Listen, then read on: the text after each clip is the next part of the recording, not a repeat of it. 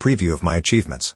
I sat in shock, rereading it several times. And finally, I decided I have to try. I didn't tell my parents or Hannah about my intention. By that time, I had already learned my lesson. My aspirations, my victories are my own business. They won't pay attention anyway or will consider it something insignificant.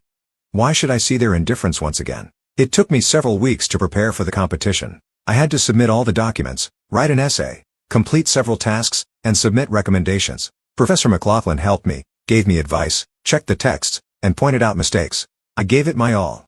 Then I sent the documents, and for several months, I just crossed it out of my mind. Work, study, internship, and preparing for the CPA exams filled my every day. I did not allow myself to relax for a minute. 3 months later, in the evening, after another shift at the library, I found a letter in the mail. Congratulations. You are one of 5 winners of the Benjamin Ford Scholarship. I reread these lines, experiencing a storm of emotions, joy, pride, disbelief, excitement, and most importantly, that quiet voice inside me suddenly turned on, saying, "You see, Rachel, you can do it. You did it." I closed my eyes and almost cried from the feelings that overwhelmed me. For the first time, I realized that now no one would be able to ignore me. Although this sounds a little arrogant, this is exactly what I wanted my whole life to be noticed. But inside, I was not only proud, there was also wariness. What about my parents? How will they react?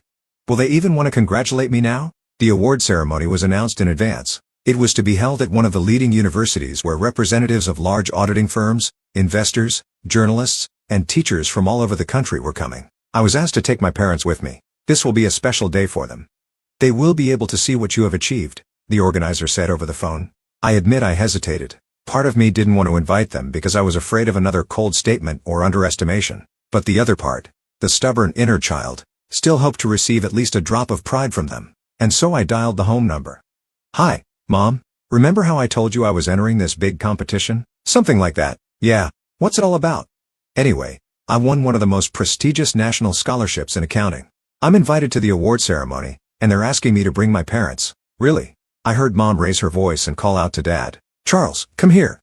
Rachel's saying something about an award. I picked up the phone again. "When's the ceremony?" "In 2 weeks, Friday. In the morning."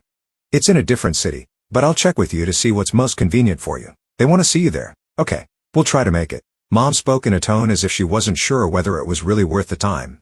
I hung up the phone feeling empty. Okay, I told myself, even if they come, let them see it with their own eyes. Maybe then something will change, but I no longer had the same childish hope.